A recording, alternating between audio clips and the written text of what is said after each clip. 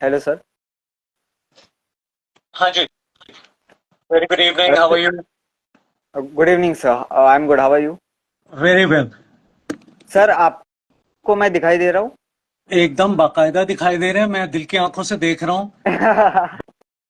बढ़िया है, बढ़िया है। वरना मतलब इंस्टाग्राम पे ये होता है कि कभी कभी मतलब जो दो लोग ज्वाइन होते हैं उनको मतलब वो एक दूसरे को देख नहीं पाते, तो इसलिए। ये इसीलिए किसी समझदार ने कहा है कि दिल की दिल से बात हुई बिन चिट्ठी बिन तार। और आज वाह तो वाह। वैसे ही बेतार का जमाना है। और आज तो वैसे ही बेतार का जमाना है। बिल्कुल। लेकिन लगे हाथ आप सबको मेरा प्यार भरा नमस्कार, सलाम और आदाब। सलाम सर, सलाम। अच्छा सर, शुरू करने से पहले मैं यही चाहता हूँ कि मैं भी अपने कुछ इंस्टाग्राम पे जितने भी लोग हैं उनको ये लाइव भेज दूँ और आप भी भेज दे, ताकि जितने ज्यादा लोग हमसे जुड़ सके उतना ज्यादा बेहतर होगा हमारे लाइफ के लिए। बिल्कुल, चलिए ऐसा ही करते हैं। तो बिल्कुल। हमारा ये मकसद उसी तरह से हल हो सकता है, तो प्लीज मेरे ख्याल से ऐसा ही करते हैं। जी जी जी जी, बिल्कुल बिल्कुल। सर, तो मैं अभी भेज रहा हूँ जी, मेरे मैं भी। जितने भी। हाँ जी।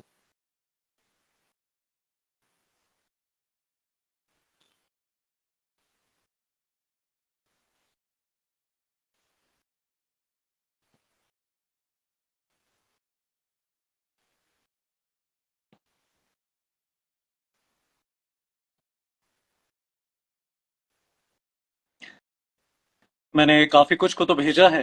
अभी हाँ आप जी, हाँ जी। देखिए। जी, मेरी लिस्ट थोड़ी सी लंबी है, तो मुझे दो दो मिनट का टाइम दीजिए सर, हो जाएगा। कोई दिक्कत नहीं, कोई दिक्कत नहीं, आराम से कीजिए। जी जी। वो कहते हैं ना, जल्दी का काम शैतान का। तो ना आप बिल्कुल बिल्कुल शैतान है सर। ना मैं। दाढ़ी जरूर दोनों की है, लेकिन हम शैतानी से बहुत दूर हैं। बिल्कुल। ये बात तो सही है।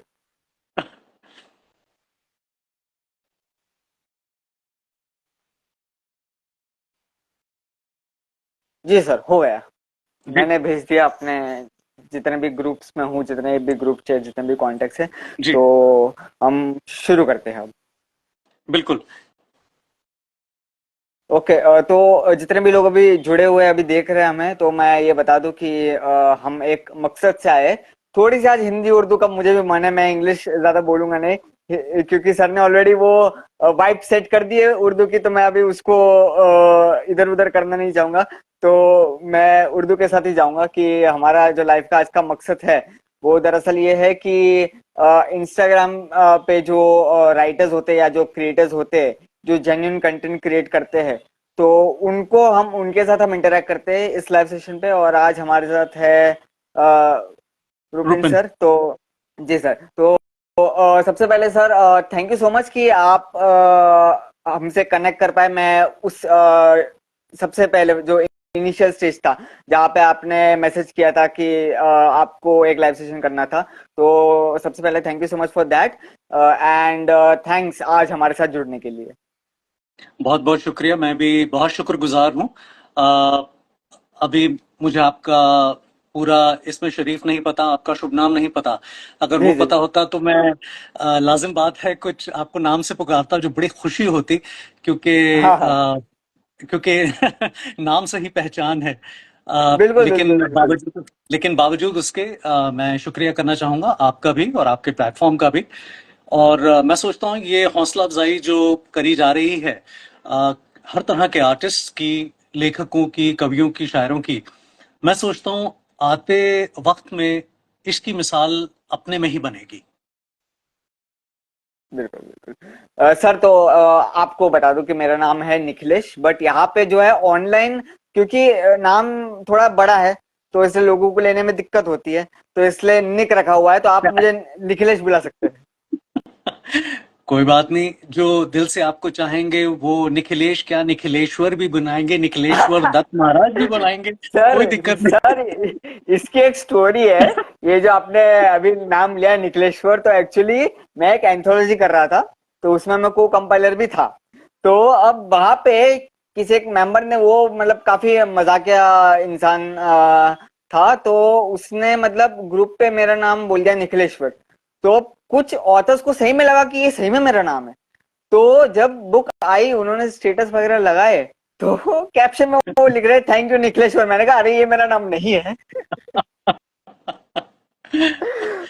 लेकिन फिर जैसे शेक्सपियर ने कहा था, व्हाट्स इन अ नेम। बिल्कुल।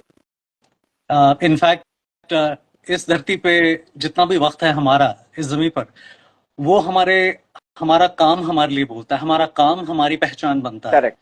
तो एक करेक्ट। बार किसी बहुत ही मशहूर शायर से पूछा गया उनका तारुफ, जो मुझे बहुत अच्छा लगा।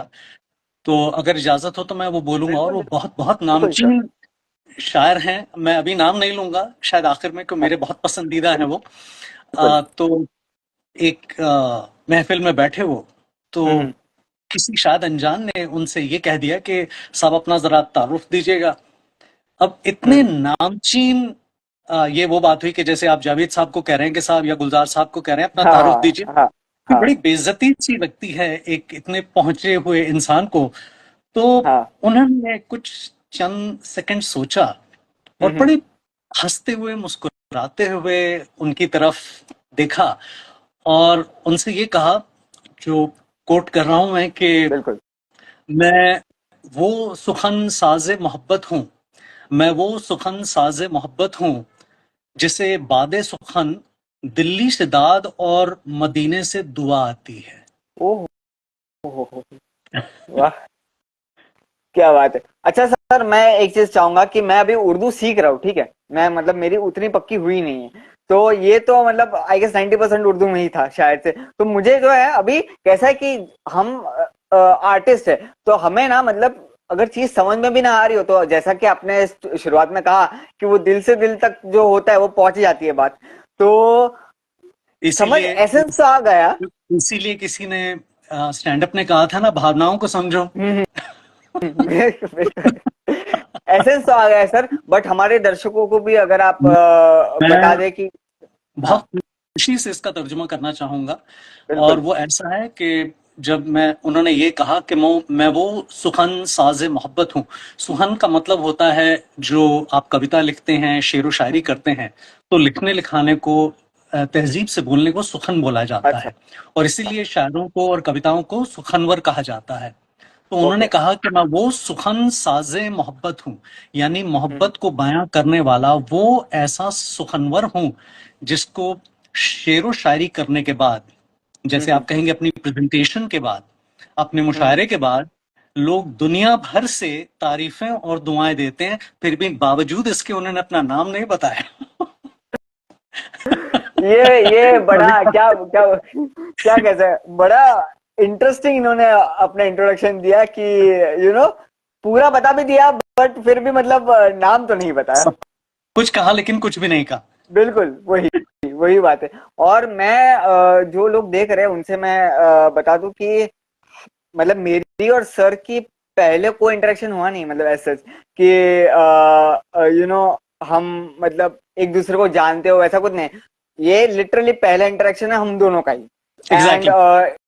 हाँ, इट फील सो गुड क्योंकि जैसे ही लाइव शुरू हुआ एंड सर ने जो वाइब सेट कर दी, मैंने कहा यार आज तो मजा आने वाला है, और आ भी रहा है क्योंकि काफी मतलब मैंने आपके पोस्ट देखे ऑब्वियसली कि मतलब क्योंकि मतलब जो पहली बार जो इंटरेक्शन हुआ था, तो उस हिसाब से फिर मैंने कहा चलिए मतलब सर के पोस्ट देखते। तो आपकी एक शायरी मैंने सुनी, जी। आपने जो ओपन माइक पे किया था, and I was like wow, मतलब बहुत बढ़िया थी वो शायरी। तो वहां से आई वाज लाइक कि मतलब जो मैं हर लाइव में जो एक चीज ये डिस्क्लेमर देता हूँ लाइव का कि पर्पस क्या है, तो मतलब मुझे ऐसा हुआ कि ये उस पर्पस पे है, ये उस पर्पस के अगेंस्ट नहीं जा रहा है कि मतलब ये एक ऐसा प्लेटफॉर्म है, आप अग्री करोगे कि जहाँ पे फ्रीडम ऑफ स्पीच आप बोल सकते हो, बट वो फिर फ्रीडम का इस्तेमाल भी करना आना चाहिए कि आप जो। हाँ। तो वही। तो वो एक चीज है। तो मैंने कहा कि सर के साथ इंटरेक्ट करके आज तो मजा आने वाला है, एंड जो कि अभी तक तो आ ही रहा है, अभी तक तो आ ही रहा है, एंड आई एम श्योर शुक्रिया। ये पूरा आता ही जाएगा। तो सर मेरा जो पहला सवाल आपसे पहले तो ये ही है कि जो मतलब फर्स्ट टाइम जो इंटरेक्शन होता है, तो आपको शुरू से जानने की जो क्यूरियोसिटी होती है किसी भी इंसान या उसके काम के बारे में, तो मेरा भी सर वही सवाल है कि इस इसकी शुरुआत कहाँ से हुई थी। आ, ये कहानी काफी पुरानी, मुझे स्कूल से ही लिखने का बहुत शौक था। अच्छा।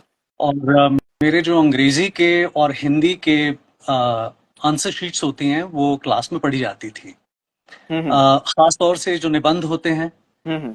आ, वो मेरी क्लास में पढ़े जाते थे, इंग्लिश इंग्लिश के भी और हिंदी के भी। अच्छा। और जो हमारे जो अध्यापक थे, जो टीचर थी इंग्लिश और हिंदी दोनों की, हम्म। वो ये कहा करती थी कि इस तरह से आप लिखा करो। लेकिन ठीक है, स्कूल कॉलेज में कौन क्या आपकी तारीफ करता है, वो आदमी कहता है चलो जान छूटी आगे चलो, अगले एग्जाम के लिए आप तैयार होना शुरू हो जाओ। बिल्कुल। लेकिन मैं यहाँ कहूंगा, मेरी जो स्वर्गीय माता जी हैं, वो उनको साहित्य का बहुत शौक था। ओके। तो मैं थोड़ा बहुत जो भी लिखा करता था, वो हमेशा हम्म। उसको बहुत प्रोत्साहित करती थी। हमेशा उन्होंने मुझे प्रोत्साहन करा और ये कहा कि जो भी हम्म। करो अच्छे से करो। पर ठीक है, वो हाँ। बात निकल गई, काफी अरसा निकल गया इस बात को। फिर कुछ ऐसा बीच में मौका मिला कि कुछ जिंगल्स लिखने का। अच्छा। जिंगल्स लिखे चंद, उस बात को भी अरसा हो गया। लेकिन एकदम जैसे बोलते हैं ना, घंटी बजी, जैसे अमिताभ ने हाँ। बोला था अमर अकबर 93 में, देख के एकदम दिल का घंटी बजना चाहिए। तो वैसा ही तो जिंगल्स ने असल में जिंगल बजाया, जिंगल बेल हुआ जब मुझे, तो तब मुझे अच्छा। समझ आया कि दोस्त ये काम आप जरा सीरियसली करो। ओके। तो तब मुझे कुछ ये 27-28 साल पहले कुछ, जैसे बोला कि वो घंटी बजी, जैसी हाँ घंटी हाँ। बजी तब से मैंने कुछ लिखना शुरू करा। और आप लोगों का प्यार, दुआएं और ऊपर वाले की का करम है कि ये सिलसिला आज तक जारी है। और मैं आपसे बात करने से पहले भी 1 घंटा पहले कुछ लिख ही रहा था। अच्छा, तो सर अभी अगर आपके पास हो वो इनकम्प्लीट कंप्लीट जो भी हो आप सुना दीजिए प्लीज। मैं आप कंप्लीट कुछ रचना सुनना चाहेंगे कि वो आधी कच्ची पक्की सी है, पता नहीं अब वो सुनाना अधपकी सी है। उसको मैं ट्वीक करूंगा थोड़ा बैठ के उसको। सर आपकी लेकिन जो मर्जी हो, आपको अगर वो जो आप 1 घंटे पहले लिख रहे थे वो अगर आप सुनाना चाहते हो तो वो भी सुना सकते हो, we don't mind of course. मैं तो फिर आई एम सॉरी, मुझे वो थोड़ा सा पढ़ना पड़ेगा, लेकिन मुझे कुछ थोड़ा एक याद है। बड़ी जी जी। खूबसूरत नस्र मैंने एक, अगर आपकी इजाजत हो तो एक श्योर श्योर। छोटी सी नस्र है, मैं उससे शुरू करता हूँ। और अगर आप चाहेंगे तो हिंदी की कुछ कविता है हम्म। जो मेरी पसंदीदा है। जैसे अगर वक्त मिलेगा तो मैं वो जरूर, लघु कविताएं हैं, हाँ हाँ। 1 मिनट 1.5 मिनट की, वो मैं जरूर सुनाना चाहूंगा। बिल्कुल। लेकिन ये नस्र कुछ इस तरह से थी कि हाल ही में हम अ, शायद ही कोई ऐसा इंसान हो, हम्म। मैं सोचता हूँ शायद ही कोई ऐसा इंसान हो जो समुद्र के, सागर किनारे जाए, समंदर के किनारे जाए हम्म। और लहरों में अपने को खो ना दे। करेक्ट। हम्म। मैं मैं सोचता हूँ बहुत कम ही ऐसा होता है कि अ, ऐसा ना हो को। तो शायद उसी ख्याल ने, मैं लहरों के पास खड़ा था, हम लोग गोवा में थे, और अच्छा। ये 5 हफ्ते पहले की बात है। हम्म। अब बाकी आप मत पूछिए कि गोवा में क्या हुआ, वो सब वो ट्वीट ट्वीट के साथ आंसर देना पड़ेगा, वो मैं नहीं कर पाऊंगा। तो वो उसको उसको हम उसको थोड़ा बाद के किसी और प्लेटफॉर्म के लिए छोड़ते हैं। लेकिन जो, ठीक है सर। तो आप जानते हैं गोवा मतलब गोवा, हाँ ओके, गो गो जी। गोवा वाली बात है, तो बिल्कुल। वो छोड़ देते हैं। लेकिन जो थोड़ी संजीदा बात है वो करते हैं। और वो ऐसा था कि कुछ लिखा था, मैं आपके सामने रखता हूँ। Sure sir. और वो बहुत ही एक खूबसूरत नस्र है। और इसमें मैंने दिन और रात के जिस तरह से बदलाव आता है, हम्म। क्या क्या चीजें आती हैं, और हम्म। जो हमारा सृष्टा है, वो उसका कितना बड़ा हाथ है हम सब में, हम सबको बनाने में, सृष्टि को हम्म। बनाने में, हम्म। सृष्टि को चलाने में। हम्म। तो वही मैं कहना चाह रहा हूं। तो ये मैंने आपको एक छोटे सी, एक जिसे जिस्ट बोलते हैं, वो दे दिया है, हाँ जी। तो समझने में आसानी होगी। मैं पहले पढ़ बिल्कुल। देता हूँ नसर, और जरूरत होगी तो मैं उसकी कहीं कहीं तोड़ के उसका तर्जुमा, आपकी ट्रांसलेशन वहीं कर दूंगा। श्योर तो सर। वो कुछ ऐसा है कि अ, ये कौन मुसव्विर है छाया हुआ जहां पे। ये कौन मुसव्विर है, मुसव्विर का मतलब होता है आर्टिस्ट। ये ओके। कौन मुसव्विर है छाया हुआ जहां पे, हम्म। तब्दील हम्म। कर दिया सब कदम पड़े जहां पे। वाह। तो ये है कि शुक्रिया। मौसम भी मुनस्सिर है उसकी राह ताकते हैं, यानी उस पर डिपेंडेंट है। मौसम भी हम्म। मुनस्सिर है उसकी राह ताकते हैं। शुहूद उसकी दिलकुशी में बात मानते हैं, यानी उसकी हाजिरी में उसकी बात मानते हैं। शुहूद का मतलब बिल्कुल। होता है आपकी हाजिरी। शुहूद उसकी दिलकुशी में बात मानते हैं। हम्म। लगता है कि हवाएं उसके साथ ही आती हैं। लगता है हम्म। कि हवाएं उसके साथ ही आती हैं जब भी साथ एक शमीम ले आती हैं। वाह। शमीम का मतलब होता है एक मीठी हवा को शमीम कहा हाँ हाँ। जाता है। लगता है अपने साथ एक शमीम ले आती हैं। जमीन है हम्म। फलक नहीं। जमीन है फलक नहीं, गुमान क्यों आता है। जमीन है फलक नहीं, गुमान क्यों आता है। तो राब में भी कौज़े कज़ा क्यों नजर आता है। तो राब का मतलब होता है मिट्टी, कौज़े कज़ा का मतलब होता है फारसी में रेनबो, अच्छा। इंद्रधनुष। तो ओके। तो राब में भी कौज़े कज़ा क्यों नजर आता है। और ओके। इसकी एक अब ये आखिर चंद मिसरे हैं, बहुत खूबसूरत है। और यहाँ आप देखेंगे कि दिन और रात किस तरह से एक दूसरे के पीछे आते हैं। बिल्कुल। अ, और वो इस तरह से है कि शजर की हर एक शाख पर बुलबुल कभी कभी। शजर का मतलब होता है पेड़। हम्म। शजर की हम्म। हर एक शाख पर बुलबुल कभी कभी, ख्वाहिश के जुगनुओं की रिहाइश कभी कभी। क्योंकि देखिए बुलबुलें दिन में होती है, रात में नहीं होती। हम्म। जुगनू रात में होते हैं, दिन में नहीं होते। बिल्कुल। तो दिन से रात हुई, रात से दिन हुई। तो इसीलिए कहा बिल्कुल। कि शजर की हर एक शाख पर बुलबुल कभी कभी, हम्म। ख्वाहिश। और वो इसलिए कहा गया है कि रात को आप ख्वाब देखते हैं, तो तब आपकी ख्वाहिशें जगती हैं। तो बिल्कुल। ख्वाहिश के जुगनू कभी कभी। हम्म। और फिर यह है कि निगार सितारों का हुस्न है अभी अभी। निगार यानी हम्म। एक सुंदर पेंटिंग। तो ओके। आप रात का जब आसमान देखते हैं तो आपको एक हाँ बड़ा हाँ। खूबसूरत नजारा आता है। और बहुत से आप लिखते हैं तो आप इस बात को समझेंगे कि कोई भी लिखने वाला, कोई भी artist, hmm. Including someone like Van Gogh, कि जिन्होंने हम्म। जब आसमान देखा तो वो देखते ही रह गए। हाँ। और तो इसलिए लिखा है कि निगार सितारों का हुस्न है अभी अभी, हम्म। सुरमई से इश्क का खुमार है अभी अभी, बेनाम सी कलियों का भी बनता वो हम सफर, गुमनाम सी कलियों को भी चुनता कभी कभी, वाह। मुबालगे सही वो है शबनम कभी कभी। मुबालगे का मतलब एग्जैजुरेशन। ओके। मुबालगे सही वो है शबनम कभी कभी, कलियों को बन सहर वो मिलता कभी कभी, सहर नहीं है सिर्फ जोए आफताब से। तो सहर सुबह, हम्म। जोए आफताब यानी सूरज की किरण या उसकी ओके। गर्मी। तो किस चीज ओके। से, ये आखिरी मिसरा सुनने लायक है बिल्कुल। कि सहर नहीं है सिर्फ जोए आफताब से, ये हम्म। अपनेपन की है तपिश सहर कभी कभी। वाह वाह, क्या बात है, क्या बात है, बहुत बढ़िया, मजा आ गया।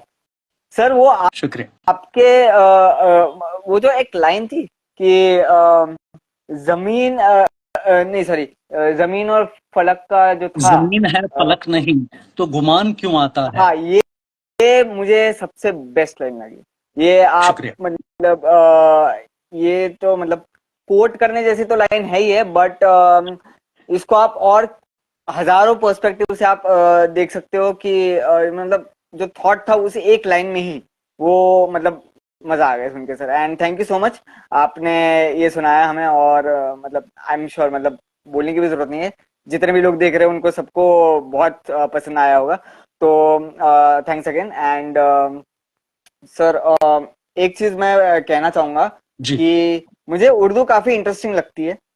मतलब बहुत मीठी लैंग्वेज है, बहुत ज्यादा ही। मतलब मुझे जब मतलब मैं मतलब वो जो स्क्रिप्ट है उर्दू की वो तो मैं पढ़ नहीं पाता हूँ, बट जब भी ऐसे कुछ मतलब पोयम वगैरह लिखी हो या मतलब कुछ ऐसा अगर कुछ दिख जाए तो सुनने में और पढ़ने में मजा मजा बहुत आता है।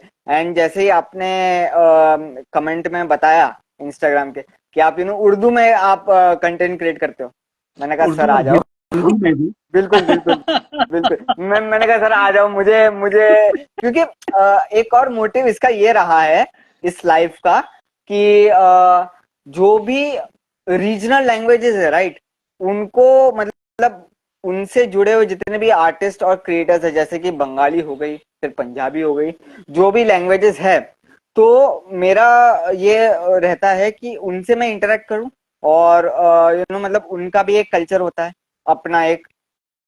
इंडिया में ऑफ कोर्स मतलब इतने सारे कल्चर्स है, इतनी सारी डाइवर्सिटी है, तो उनके बारे में मुझे खुद इतना कुछ सीखने को मिलता है, जानने को मिलता है, and Urdu is one of them.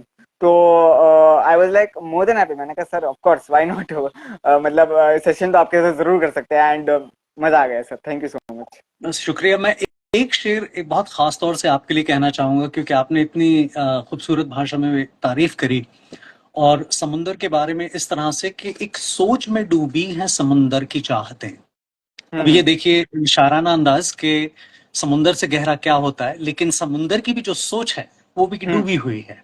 बिल्कुल। एक सोच में डूबी है समुंदर की चाहतें, हम्म। मराहिल खुलूस से दिलो जां पे रुकेगी। तो वाह। मराहिल का मतलब होता है पड़ाव, और हम्म। खुलूस का मतलब होता है प्योरिटी, हम्म। सिंसेरिटी। तो हम्म। मराहिल खुलूस से दिलो जां पे रुकेगी, यानी जिस दिल में, जिस प्राण में, जिस आत्मा में, जिस हम्म। जीव में वो प्योरिटी है, सिंसेरिटी है, वहां हम्म। पे जाके वो सोच रुकेगी।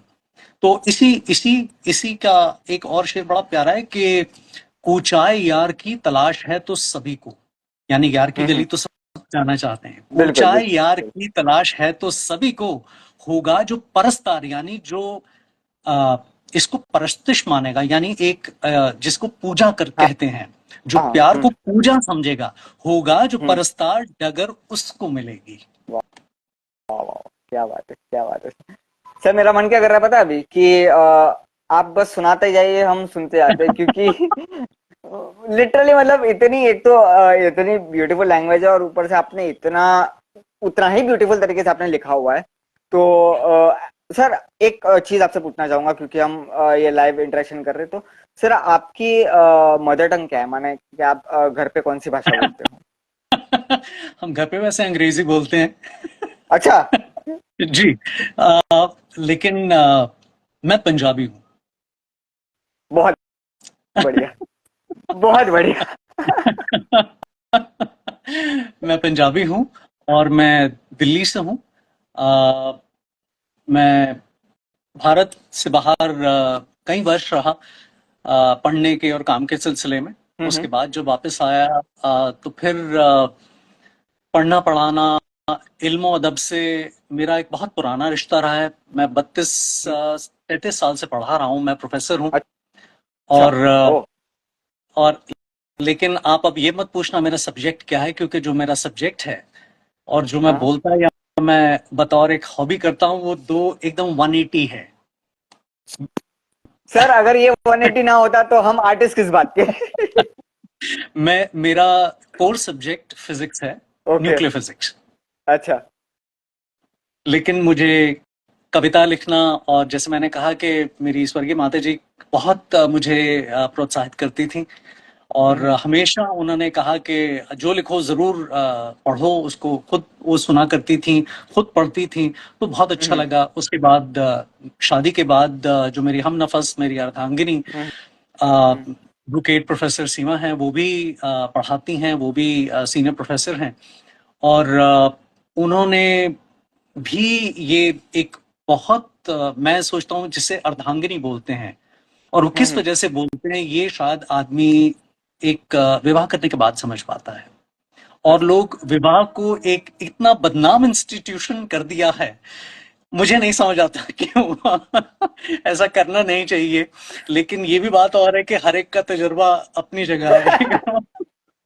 दुनिया गोल है, तो आप किस तरफ से देखते हैं ये आप पे निर्भर करता है। तो उन्होंने भी बहुत प्रोत्साहित करा, और जबकि मेरे पास लेक्चर्स के बीच में टाइम बहुत कम होता था, लेकिन वो हाँ। हमेशा यही कहा करती थी कि आप जब वक्त मिले आप जरूर लिखें, और लिखें और जरूर पेश करें, लोगों के सामने हम्म। पढ़ें, तो आपको पता लगेगा कि लोग उसको किस तरह से ले रहे हैं। तो बहुत अच्छा लगा। मैं बहुत से लोगों का शुक्रगुजार हूँ, उनमें से एक मेरी अर्धांगिनी है। तो शायद इसीलिए हम्म। अंग्रेजी में कहावत कही जाती है, behind every successful man is a बिल्कुल woman, and I believe in it. बिल्कुल बिल्कुल। सर ये फिजिक्स और राइटिंग का जो ये है मेल मिलाप, में। बिल्कुल। वो मतलब फिजिक्स के प्रोफेसर तो हमारे भी रहे, बट मतलब हमको कभी उनको देख के लगा नहीं कि भाई ये अगर मतलब हम जब उनको देखते थे तो हमको लगता था कि इसने अगर गलती से हंस भी दिया ना तो मतलब कोई आगे पढ़ेगा ही नहीं। तो वो ये एक एक हिंदी फिल्म थी, मुझे नहीं ध्यान आ रहा है, शायद अमोल पालेकर की थी, फनी फिल्म थी, बहुत ही फनी फिल्म थी। और उसमें वो बोलता है ना, उसको देख के रावण हंसा। वो जब भी वो बीच में एक आध बार कुछ ऐसा होता है, मुझे नहीं उन एक्टर का नाम याद आ रहा, वो मराठी के बहुत ही हास्य कलाकार हैं और बहुत ही हाँ। नामचीन कलाकार हैं। अ, लेकिन वो जब भी देखते हैं और उनका बोलने का ढंग इतना खूबसूरत, तो वो देख के अभी जो आपने कहा, उससे मुझे याद आया, वो बोलते थे रावण हंसा, ऐसे करके जो बोलते थे, ओ माय गॉड, वो इतना मजा आता था। वो फिल्म बचपन में ना जाने कितनी बार देखी है। सर मुझे एक किस्सा याद आपने? आता है, जी। जब मतलब मैं कॉलेज में था और हमारे शायद इलेक्ट्रॉनिक्स के सर प्रोफेसर थे वो। तो उन्होंने मेरे ख्याल से, मुझे नहीं याद पूरे साल में उन्होंने एक भी जोक क्रैक किया होगा, बट वो एक मोमेंट, मजाक नहीं कर रहा हूँ मैं सही में ये बात बता रहा हूँ, वो ऐसे प्रोफेसर थे कि पूरे साल में आई डोंट थिंक अशोक उन्होंने सराफ। एक भी जोक क्रैक आई किया एम होगा। सॉरी, उनका नाम था Ashok Saraf. Thank you DJ Monty, thank you so much. अच्छा। आई थिंक जो हमसे जुड़े हुए हैं उनमें से अशोक सराफ उनका नाम था। आई एम सॉरी, आपको इंटरप्ट किया मैंने। नहीं नहीं उस सर, कोई बात एक्टर, नहीं सर। उन एक्टर का नाम, हाँ जी। तो उन्होंने सारा साल कोई जोक क्रैक नहीं करा। हाँ हाँ जी। तो और एक ही मतलब वो दो दो मिनट भी नहीं मैं कहूंगा, 15-30 सेकंड का एक मोमेंट था जहाँ पे मतलब हमारे क्लास में एक्चुअली एक बंदा आया था इंडोनेशिया से, बाहर से आया था। तो अभी उसको ये चाहिए था कि भाई ये थोड़ा सा एंगेज रहे लेक्चर में भी, क्योंकि इसको भी बोरिंग ना लगे। तो उसने कुछ तो बोल दिया एंड दैट वाज इट। मतलब उसके बाद हमारी हंसी अभी तक शुरू भी नहीं हुई थी कि इसका जोक खत्म हो गया। ये हाल थे। तो मतलब जैसे मुझे, and sir double respect for you because मेरी मॉम भी मतलब पढ़ाती है। तो बिल्कुल, तो मतलब मेरे लिए क्योंकि double thumbs up for you and for her. Thank you sir. Thank you sir. तो मतलब मैं जब सेकंड क्लास में था, समझ लीजिए सर, 6 या 7 साल का था। तो तभी से वो पढ़ा रही है और मतलब मैरिज के पहले भी उन्होंने पढ़ाया है। तो जब भी मतलब क्योंकि मतलब मैंने उनको देखा है पढ़ाते हुए, तो मेरे मन में टीचर्स, जब भी कोई प्रोफेसर या टीचर से मिलता हूँ, रिस्पेक्ट अपने आप आ जाती है, क्योंकि मैंने देखा है उनको पढ़ाते हुए and I know the struggles that go with that. तो ये तो मतलब बहुत बढ़िया। बट ये फिजिक्स और पोएट्री का जो था वो मतलब मजा आ गया सुन के। आपको ये आप क्योंकि आपने खुद मेरे ख्याल से इंजीनियरिंग करी है, क्योंकि आपने कहा इलेक्ट्रॉनिक्स के आपके प्रोफेसर थे जो नहीं सर, बहुत मशहूर थे। मेरी जो डिग्री थी सर वो बीएससी थी। वो भी मैंने कंप्लीट नहीं की थी, क्योंकि यही यही है मतलब सेकेंड ईयर में आके मुझे समझ गया कि नॉट पढ़ाई फॉर मी, लिखाई तो होगी नहीं। Not for me. ये मेरे काम की चीज नहीं है, मैं ये नहीं कर सकता हूँ। तो वही से सर यही है बस, लिखना। और और ऐसा भी नहीं है ना कि सिर्फ लिखना है। बहुत लोगों को आज भी पता नहीं है कि राइटिंग एक ऐसी फील्ड है जहाँ पे स्पेक्ट्रम बहुत बड़ा है। करेक्ट। उसमें कोई उसमें कोई मतलब लिमिटेशन है ही नहीं। आप राइटर माने कि लोग पहले तो पता नहीं क्यों, मुझे नहीं पता, पहले तो लोग शेर व शायरी की तरफ ही जाते हैं। मतलब मैं अगर किसी को बोलता हूँ कि मैं लिखता हूँ, शेर व शायरी करता हूँ, सिर्फ शेर व शायरी नहीं, बहुत कुछ और भी है। फिर कविता आ गई, फिर और स्क्रिप्ट राइटिंग, बहुत बहुत बड़ा स्पेक्ट्रम है। एक क्रिएटिव जो फील्ड होती है उसमें, वो एक ऐसी फील्ड है कि आप खुद से भी चीजें बना सकते हो। आप खुद से भी बिल्कुल। कोई हाँ। तो ये एक बहुत बड़ा स्पेक्ट्रम है। मतलब मुझे एक्सप्लोर करने का काफी शौक है, जैसे कि मैंने आपको बताया था, पहले बीएससी में था, बाद में राइटिंग में आया हूँ। तो एक्सप्लोर करने का तो शौक है ही मुझे। और इसमें भी मतलब मैं मतलब वैसे एक्सप्लोर करते रहता हूँ कि कभी मतलब पहले जब ये अकाउंट जब मैंने शुरू किया था, तब थोड़ा सा वो 4 पंक्तियां होती है, वैसे वैसा कुछ लिखता था मैं। फिर उसके बाद से पोयम्स लिखनी शुरू की। तो मैंने भी मतलब सारी चीजें मतलब मैंने एक्सप्लोर की ही है। And I would like to say कि it was not a bad idea to go for writing, because writing को जो लोग समझते हैं, आई थिंक सो कि ऐसा है कि राइटिंग को लोग इतना चूज नहीं करते, तो इसलिए लोगों के पास इतनी अवेयरनेस नहीं होती कि राइटिंग में होता क्या है, राइटिंग में आप क्या क्या कर सकते हो। तो ये एक है। तो यही कोशिश है सर मेरी कि जितने भी मतलब बढ़िया बढ़िया राइटर्स और आर्टिस्ट है कि जो एक जान फूकना जो होता है आप कहते हैं, तो एक जान फूक देते उस आर्टवर्क में, तो उनसे मैं इंटरेक्ट करूं एंड यही मैं लोगों तक पहुंचाऊं कि आर्ट इज रिच। आर्ट में मतलब आपको art कोई लिमिटेशन नहीं। art art is the heart. When बिल्कुल art comes from the heart, it बिल्कुल is a super blast. बिल्कुल और मैं इस जर्नी में, इस मसाफत में, मैं यही चाहूंगा कि भगवान आपको तरक्की दे, आपका साथ थैंक यू दे, सर। आपकी हौसला अफजाई हो, और इतना हो कि आगे चल के जब आपका नाम हो, आप हम्म। मकबूल हो इस दुनिया में, तब दुनिया इस दिन के इस इंटरव्यू को देख के कहे कि निखिल एक दिन ऐसा था जब उसने खुद अपनी जबान से कहा था कि मुझे कोई जानने वाला नहीं है, मैंने बीएससी छोड़ी, लोगों ने बड़ा धुतकारा होगा, बहुत निपटाया होगा, न जाने क्या कुछ कहानी करी होगी, निकम्मा है बच्चा आपका, किसी काम लायक नहीं है, न जाने रोजी रोटी कैसे कमाएगा। अरे लिखने वाले, लिखने में भी कोई रोजी रोटी, आप देखिए बेचारे प्रेमचंद से लेके निराल तक जी को हाँ कितनी गुर्बत और गरीबी में बेचारे गए, तो लोगों ने आपके साथ बहुत ही ऐसा बोलते हैं ना कि अभी ओहो हो बेचारा निखिल, ये लड़का गया काम से, लेकिन वो बोलते हैं ना, one man's loss is another man's gain. हाँ तो जो बीएससी ने खोया वो आर्ट ने पाया। तो बिल्कुल। मैं सोचता हूं इस कम्युनिटी की तरफ से, दुनिया में हम्म। जितने आर्टिस्ट हैं उन सबकी तरफ से welcome. Thank you so much sir.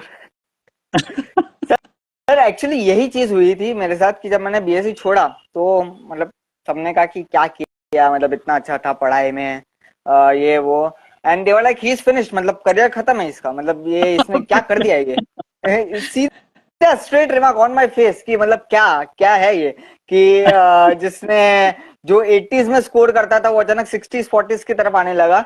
मैंने कहा क्या ही करे अब, तब तो कुछ बोलने के लिए तब कोई चीज नहीं थी ना ऐसी कि मतलब मैं दिखा सकूं कि ये देखो मैंने ये चीज की है राइटिंग में। बट जैसे ही सर मेरी पहली एंथोलॉजी आई पब्लिश हो गई, उसमें मेरा एक आर्टिकल था, तो वहां से मतलब खुद पे तो भरोसा था ही कि मैं इसमें कुछ कर सकता हूँ, बट वहां से मेरी मॉम को भी भरोसा हो गया कि ये नहीं ये कुछ करेगा। तो ये सबसे बड़ी बात है, ये बिल्कुल सबसे बड़ी बात है, और ये आपके और मेरे बीच एक बहुत कॉमन चीज है कि हम प्रोडक्ट हैं अपनी माओ के प्यार और उनके विश्वास का, बिल्कुल उनका अटल बिल्कुल विश्वास। उनका अटल विश्वास हमारी स्पाइन है, हमारी बिल्कुल। रीढ़ की हड्डी, हमारे जी सर। दिल दिमाग में उन्होंने इतना प्यार, इतना विश्वास भरा है कि शायद वो हम्म। ताउम्र खत्म होने वाला नहीं है। नहीं नहीं वो और तो है मैं इसी सर। और इसी इस पोर्टल की, इस प्लेटफॉर्म के माध्यम से मैं सभी जो आज हमसे जुड़ रहे हैं एक एक करके, एक बार फिर उनका स्वागत करना चाहूंगा, निखिल की तरफ से भी और अपनी तरफ से भी। और एक छोटा सा संदेश मैं जरूर देना चाहूंगा कि कभी भी अपने बच्चे को दबाएं नहीं, कभी भी उसकी क्रिएटिविटी, जैसे निखिल ने कहा कि जब उन्होंने बीएससी छोड़ी तो लोगों ने कहा ओहो बेचारा ये तो करियर खत्म हो गया, is a right of now, अभी तो कुछ नहीं कर सकते, अभी तो नमस्कार है, अभी तो भगवान मालिक है इसका।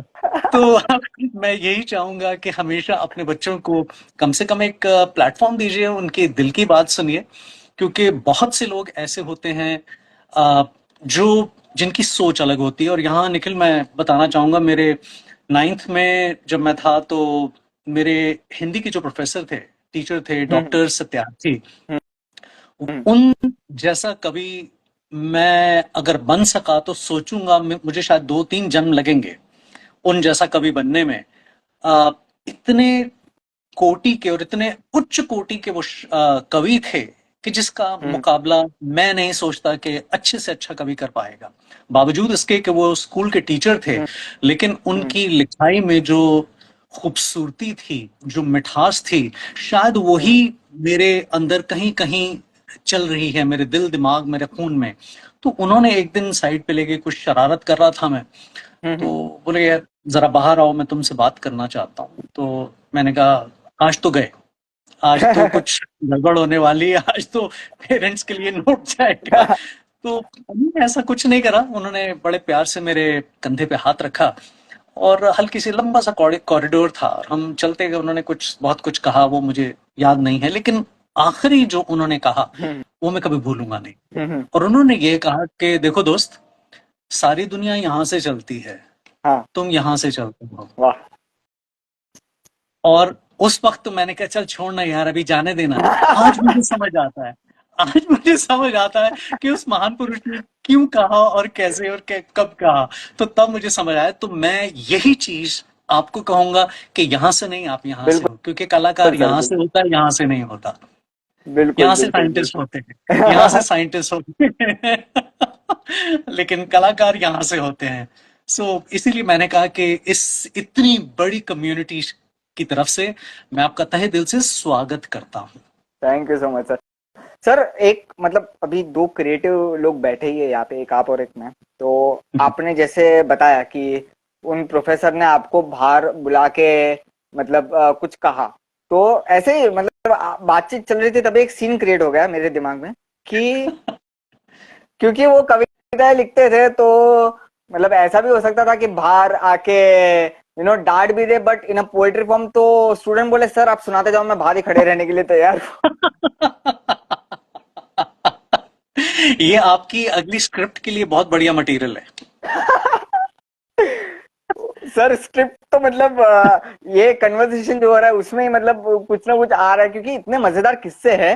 एंड जैसे मतलब मेरी मॉम का जिक्र हुआ, फिर टीचिंग का जिक्र हुआ, तो सर मैं सिर्फ एक चीज कहना चाहूंगा कि अभी जो है मतलब उस टाइम से जब मेरी एंथोलॉजी आई थी, उस टाइम से लेके अब तक the only person I seek approval from is my mom. मतलब अगर उन्होंने वो वो अगर राजी है तो मुझे किसी और की सुनने की जरूरत भी नहीं है कि भाई ये तू क्यों कर रहा है। क्योंकि मेरे ख्याल से ऐसा है कि it's not they who control us, it's we who control them. क्योंकि इसका एग्जांपल एक ऐसा है कि जब आप कुछ मतलब बुरे फेज में होते हो या फिर आप कुछ बुरा करते हो, तो कुछ लोग होते हैं जो आपके आपको बोलते हैं कि यार ये क्या कर रहा है, वो क्या कर रहा है, ये नहीं करना चाहिए, ऐसा वैसा। बट जब आप कुछ अच्छा करते हो, तो उनमें से ही कुछ लोग ऐसे होते हैं जो आपकी तारीफ करते हैं, वो बीच के फेज में होते नहीं है। वो या तो आप कुछ करते हो अच्छा, या तो आप कुछ करते हो बुरा, वो तब होते हैं आपके साथ, वो बीच के फेज में होते नहीं है।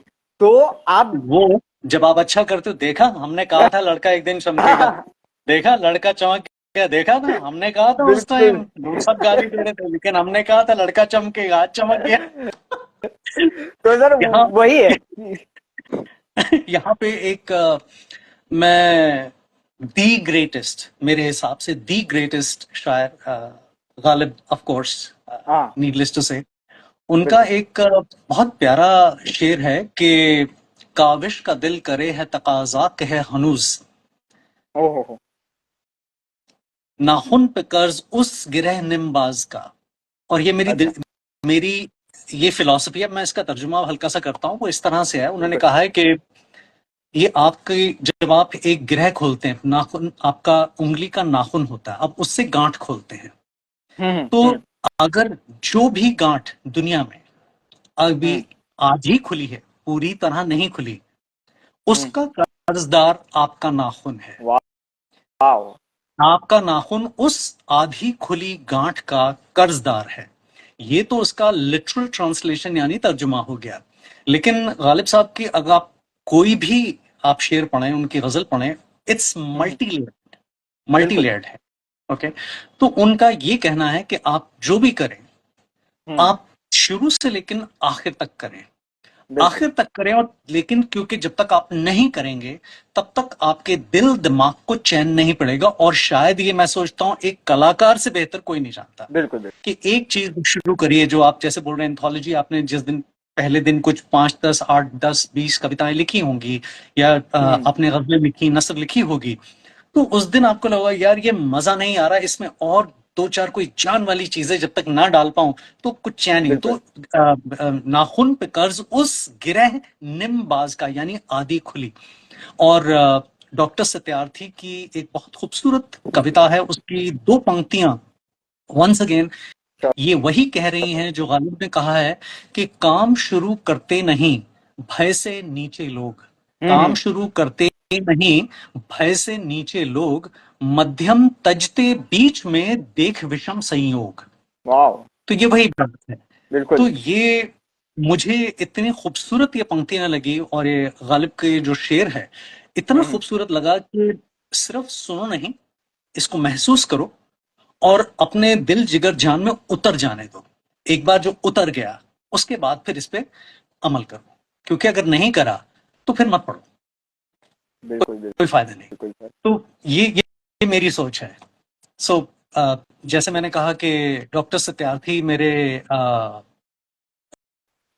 रोल मॉडल रहे हैं स्कूल में, हम्म।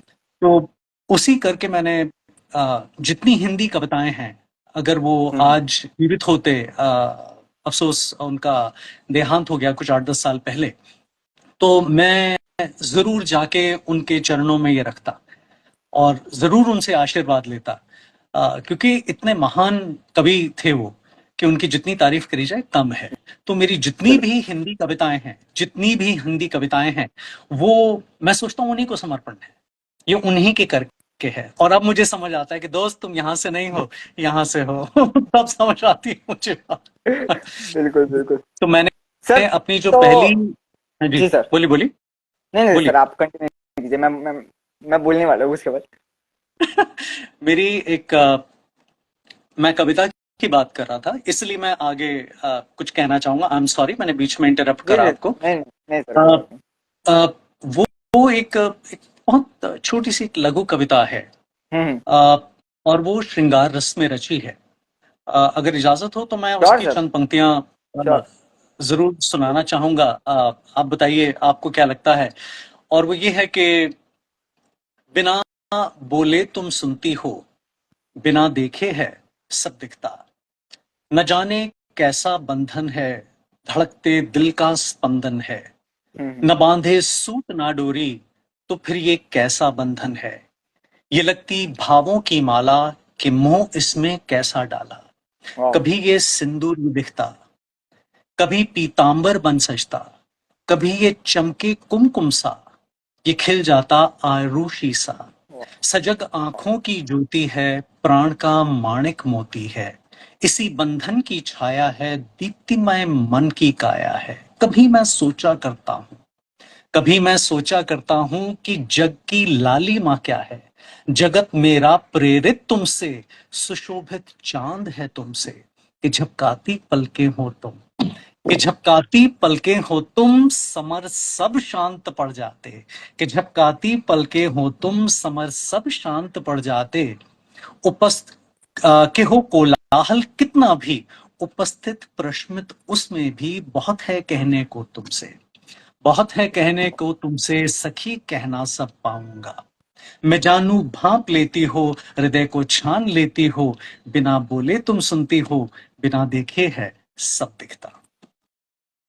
बहुत बहुत बढ़िया सर, बहुत बढ़िया। शुक्रिया।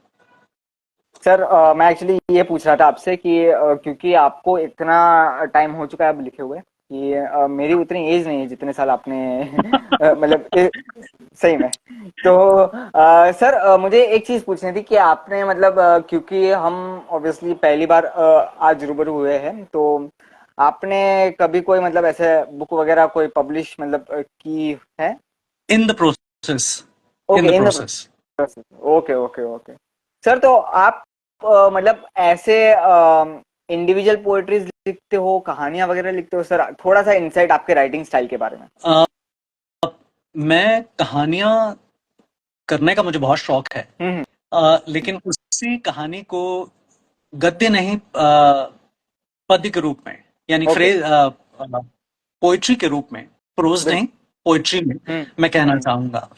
अ, मैंने लिखना तो काफी कुछ, शायद ही कोई ऐसा सब्जेक्ट है जिस पे ना लिखा हो। दुनिया जहान के मौजू हैं जिन पे लिखा है, हम्म। लेकिन एक दो तीन कविताएं हैं जो, जिसको आप महाकाव्य कहेंगे, जो हम्म। तकरीबन 25-30 पेजेस की हैं कम से कम, ओके। 25-30 पेजेस की हैं, और इसमें साहित्य के साथ इतिहास है, ओके। साहित्य के साथ इतिहास है।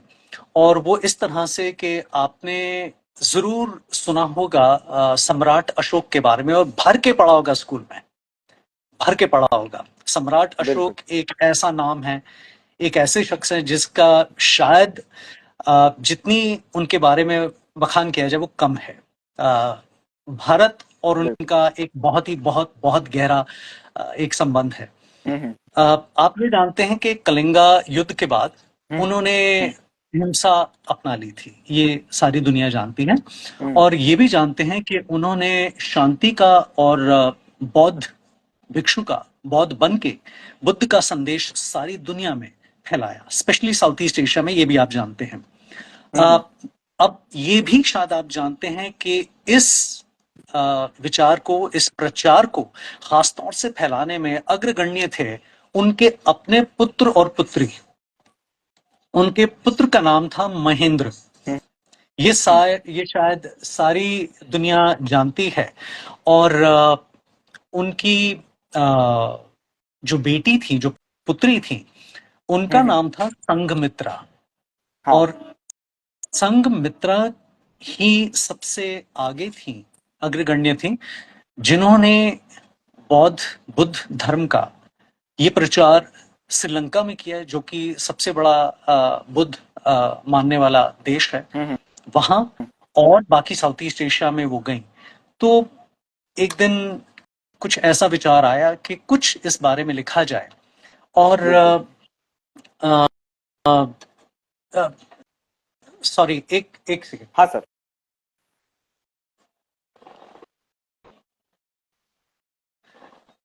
तो आई एम सॉरी, सॉरी, कोई दरवाजे पे था, सो आई एम सो सॉरी। तो ऐसा था कि उसमें मुझे ये लगा कि संघमित्रा के बारे में दुनिया काफी नहीं जानती। हम्म, तो संघमित्रा के बारे में मैंने काफी रिसर्च करी। उसमें मुझे तकरीबन 3 साढ़े 3 महीने लगे ओके, उनके बारे में, क्योंकि ज्यादा मटेरियल नहीं है। हम्म, तो वो खोज खबर करके उसको एक कविता के रूप में ढालना मेरे लिए थोड़ा सा मुश्किल था। वो इसलिए कि इस कविता में बहुत ज्यादा अ, अशोक सम्राट के बारे में नहीं, हम्म, क्योंकि सम्राट अशोक के बारे में तो सारी दुनिया जानती है, कौन नहीं जानता। लेकिन बिल्कुल, उनकी सुपुत्री के बारे में बहुत कम लोग जानते हैं, बहुत कम लोग जानते हैं। और इसीलिए मैं मेरा ये दिल था कि उस पुत्री का जो सहयोग है उसको मैं किसी तरह से सामने लाऊं। तो वो जो कविता मैंने लिखी है, जो बहुत ही खैर लंबी है, अगर पढ़ने बैठे तो अच्छा खासा वक्त निकल जाएगा, उसमें मैंने ये नहीं कहा कि सम्राट अशोक कितने महान थे। हम्म, उसमें मैंने हम्म, उनको बतौर एक पिता लिया है, ओके, और संघमित्रा को एक पुत्री। हम्म, और एक पिता और पुत्री के बीच कितना प्रेम है, जब उनकी विदाई हो रही है तो उनका किस तरह से दिल कचोटता है, हम्म, ये चीज मैंने उसमें सामने रखी है। तो वाह, वो एक बहुत ही खूबसूरत कविता है। और एक और कविता जिसमें एक बार फिर साहित्य के साथ इतिहास है। हम्म, और आप जानते हैं कि हम बुद्ध के बारे में तो जितना कहें कम है। बिल्कुल, आ, उनकी जो अहिंसा की मान्यता थी और है, जो आज दुनिया मानती है। हम्म, गांधी जी के बाद भी जो बहुत अहिंसा के बहुत बड़े पुजारी थे और मानने वाले थे, आ, उसको मैंने एक तरफ रखा है, और हम्म, दूसरी तरफ मैंने एक योद्धा का दिमाग लिया है। एक ओके, योद्धा और बुद्ध, आप ये सोचिए, आमने सामने है। तो योद्धा के सवाल हैं और बुद्ध की वाणी है।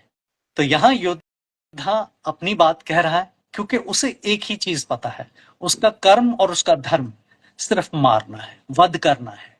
वो ही जानता है, उसको छोड़ के उसे कुछ नहीं पता। और किस तरह से बुद्ध अपनी वाणी से, अपने तर्क से, अपने प्यार हम्म, से और अहिंसा से उसको किस तरह से ये समझाते हैं कि जो तू कर रहा है उसमें हम्म, आगे कुछ नहीं है। खून का बिल्कुल, बदला खून, आंख का बदला आंख है। तो किसी ने ठीक कहा है कि सारी दुनिया फिर अंधी हो जाएगी। तो उसको वो समझाते हैं, और उसको समझाने में किस तरह से उसमें बदलाव आता है, और वो किस तरह से वो पूरा ट्रांसफॉर्मेशन उसकी जो होती है, हम्म, मेटामॉर्फोसाइज जिसको आप कह सकते हैं, वो होता है हम्म, योद्धा से योगी बनता है। हम्म, तो उस कविता वो फिर एक बहुत लंबी एक महाकाव्य है। अ, उसकी काफी रिसर्च करके, क्योंकि जो ऊपरी ऊपरी तौर पे हम बुद्ध को जानते हैं, बुद्ध ने कहा हाँ वायलेंस इज नॉट गुड, दे वो कुछ भी ऐसी तरह से, लेकिन उनकी असल सोच को लेके और उसको एक कविता का रूप देना और एक योद्धा के दिल और दिमाग से सोचना और उनका आमना सामना कराना और एक डायलॉग के रूप में वो लिखा है। बस इसको छोड़ के जैसे मैंने कहा कि कभी आप तो जानते हैं, आप खुद क्रिएटिव हैं और एक राइटर के लिए the world is is oyster जैसे कहा जाता बिल्कुल, है। हाँ। आप जहां भी देखेंगे आपको कुछ मिल जाता है, आप मिल जाता है, कहीं भी बिल्कुल। देखेंगे तो आपको मिल जाएगा।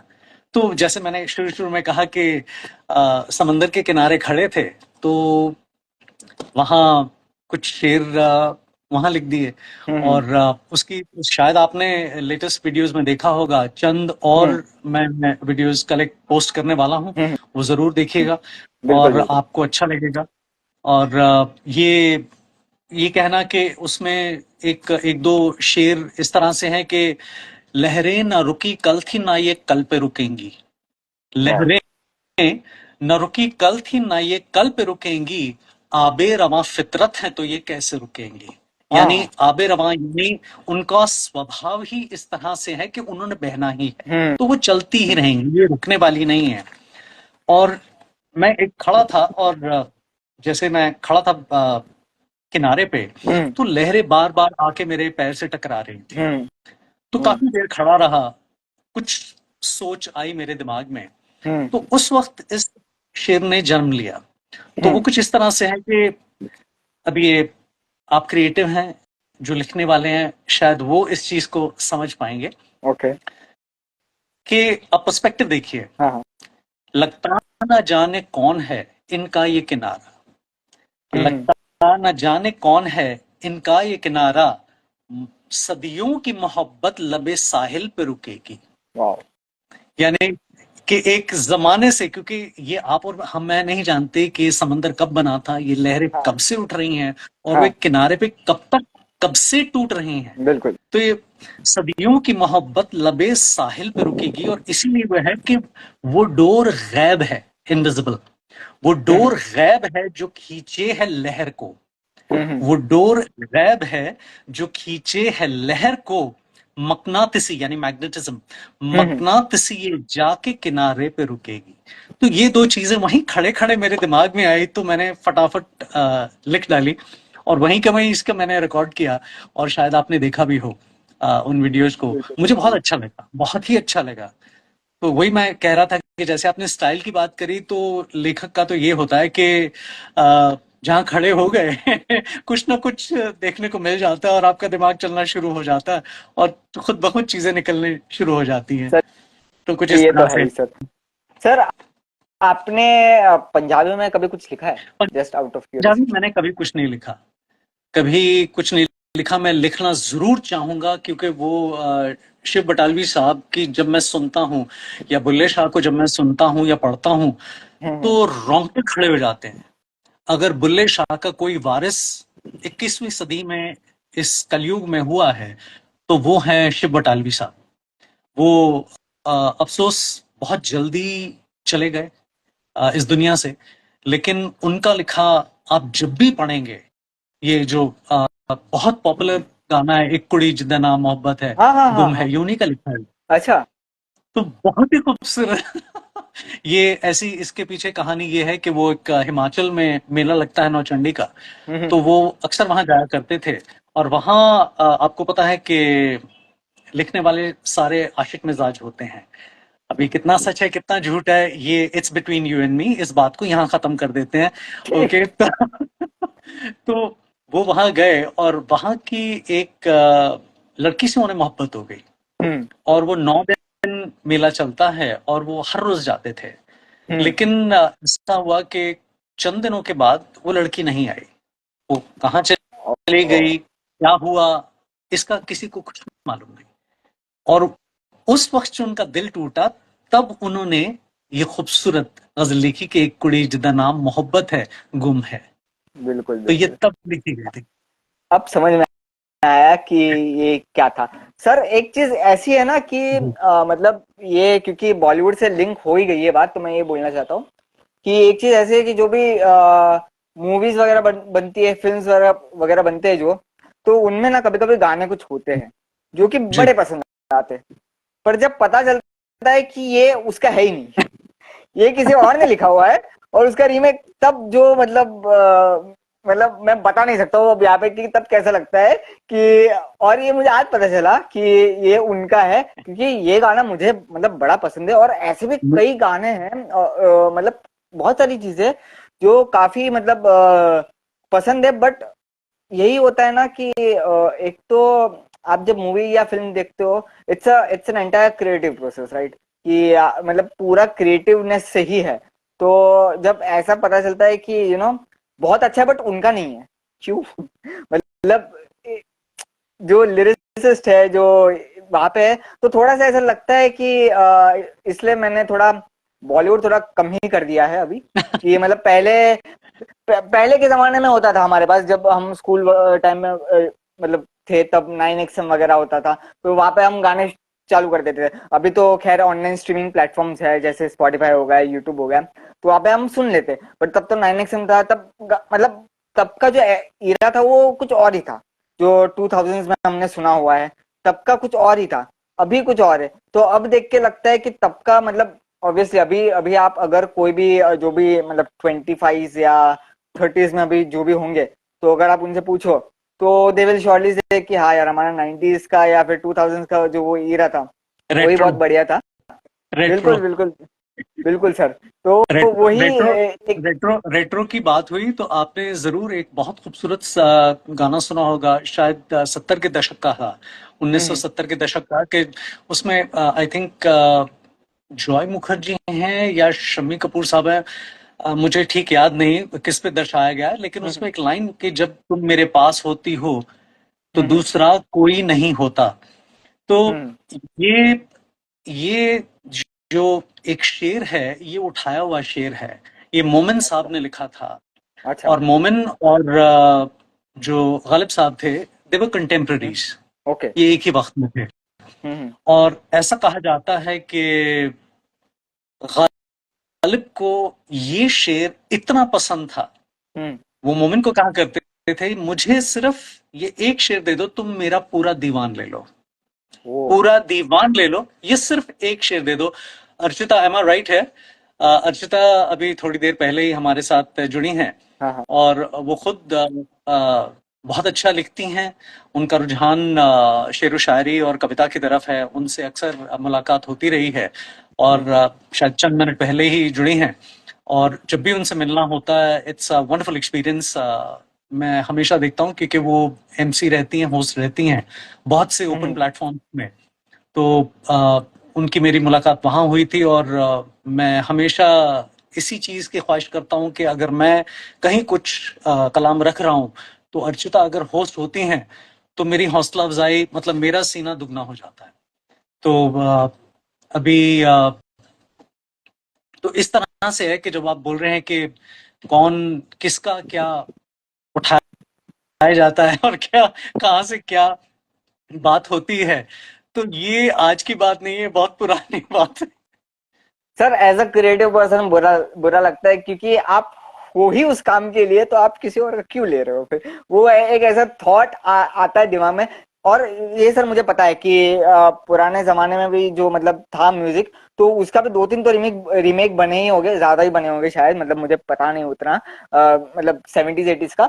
बट मतलब एक ऐसा होता है ना कि आपको कोई चीज पसंद आ जाती है, बट वो फिर पता चलता है कि वो उसी ने उसने बनाई ही नहीं है। तो फिर आपको ऐसा होता है कि you kind of want to go back to the original one. तो मतलब वैसा एक फीलिंग होती है। तो ये मुझे, and thank you so much. And मैं एक चीज और कहना चाहूंगा यहाँ पे, कि मैं इतना ग्रेटफुल फील करता हूँ कि मैं मतलब आज आप हो, आई गेस 2 दिन पहले शायद प्रगति मैम थे, एंड उससे पहले पहले भी थे। तो मैं ऐसे राइटर्स से और ऐसे आर्टिस्ट से इंटरेक्ट कर रहा हूँ कि मुझे ही सीखने मिल रहा है बहुत कुछ। और मतलब मैं बहुत ग्रेटफुल हूँ इस बारे में कि मैं ऐसे राइटर्स और क्रिएटर्स से मेरे इंटरेक्शन हो रहा है कि we are talking art and हमारे जो ख्यालात, मतलब कि यहाँ पे जो एज गैप है, जो एज डिफरेंस है, जो कल्चरल डिफरेंस है, वो सारा ही गायब हो जाता है when it comes to art. ख्यालात जो है इतने मिलते हैं कि मतलब कनेक्ट कर ही जाते हो। अगर आप एक सच्चे क्रिएटर हो, अगर आप एक सच्चे मतलब मन से अगर आप क्रिएटिव फील्ड में हो, तो आप कनेक्ट कर ही जाओगे, चाहे मतलब वो कोई भी कल्चरल बैकग्राउंड से क्यों ना हो, उसकी उम्र मतलब कुछ भी क्यों ना हो। तो it feels a definite connect. So I am really grateful and really thankful to you कि आप जुड़े मेरे साथ इस लाइव सेशन के लिए। Thank you so much. मैं जाने से पहले एक लघु कविता जरूर कहना चाहूंगा, और सर।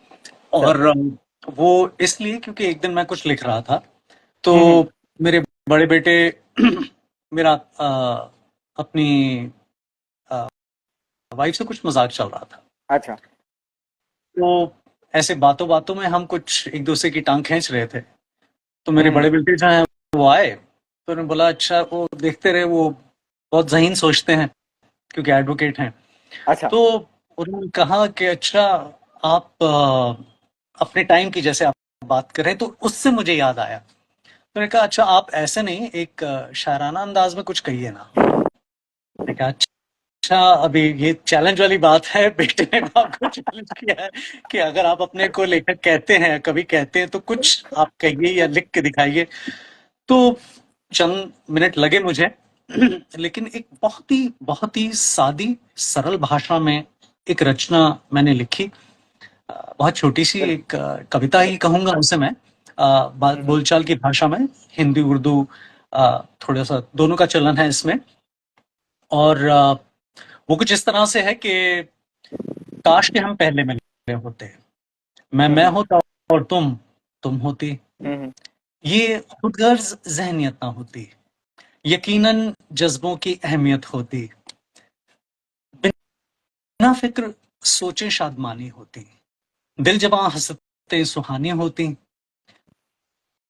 नगमा नया धुन पुरानी होती, मैं होता और तुम होती, जिंदगी की परछाई रंगीन होती। अ, जिंदगी की परछाई रंगीन होती, तुम मेरे दिल के आहंग में शरीक होती। हम्म। जब मैं परेशान होता तो तुम्हारी हंसी होती, तुम बेचैन तो मेरी बाहें होती, तुम्हारी मेरी सोच सानी होती, मुस्कुराहटों भरी छब सुहानी होती, मैं होता और तुम होती।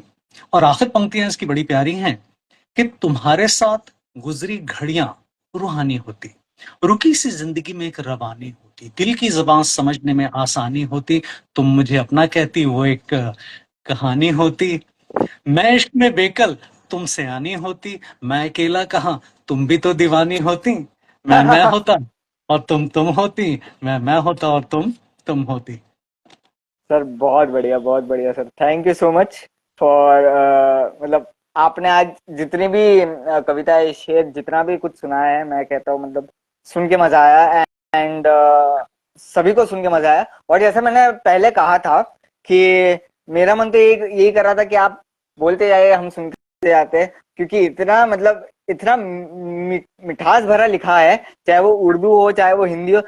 मतलब अभी मेरा ऐसा हो जाएगा, छोटा मुंह बड़ी बात, या फिर मतलब कि आप इतने सालों से लिख रहे हो, तो मतलब दैट्स काइंड ऑफ ऑब्वियस कि मतलब इतने साल का अगर तजुर्बा है, तो वो दिखना ही है। और वो सर मतलब बहुत बढ़िया तरीके से दिख भी रहा है। एंड इस तजुर्बे से ही हम भी सीखते हैं, क्योंकि सर मतलब कैसा है कि जस्ट मतलब मैंने ये जो वेंचर है हमारा कि राइटर्स और क्रिएटर्स से इंटरेक्ट करना, ये अभी कुछ 1-2 महीने हुए हमने शुरू किया था। ये मेरे कम्युनिटी मेंबर एक है, जया अजिती जी, तो उनका ये थॉट था कि क्यों ना हम राइटर्स और क्रिएटर्स से इंटरेक्ट करें, उनके राइटिंग के बारे में, उनके बारे में जाने समझे, उनके राइटिंग स्टाइल, कल्चर। एंड मैंने उनको एक्चुअली कल ही मैसेज किया कि थैंक्स फॉर द आइडिया, मतलब कि मुझे मेरी तरफ से भी जरूर कीजिए। बिल्कुल सर, बिल्कुल।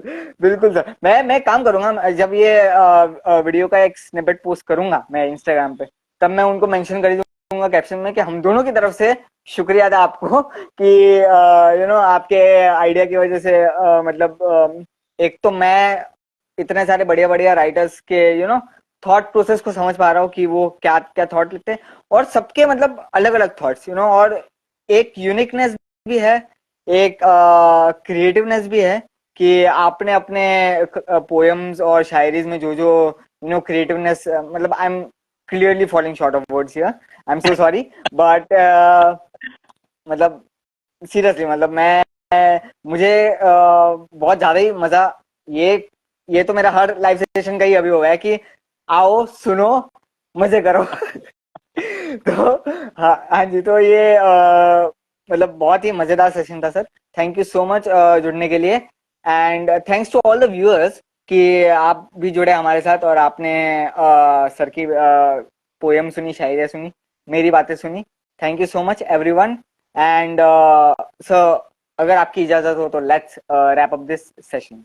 मैं बस एक शुक्रिया तहे दिल से करना चाहूंगा निखिल का, इस प्लेटफॉर्म का, और एक बार फिर हर एक इंसान से जो आज जुड़े हमारे साथ और पेशेंटली हमें सुना, निखिल को भी और मुझे भी, और उम्मीद करते हैं इसी तरह से हम एक दूसरे को सपोर्ट करेंगे, सुनते रहेंगे, और ये प्यारा क्रिएटिविटी का सिलसिला, जैसे कहा आर्ट इज हार्ट, तो ये बिल्कुल चलता रहेगा। बिल्कुल। शुक्रिया और wish you all the luck. Thank you so much, sir. Thank you so much. And thanks for everyone else as well for joining us. And it's a wrap for today's blockbuster episode, I would say.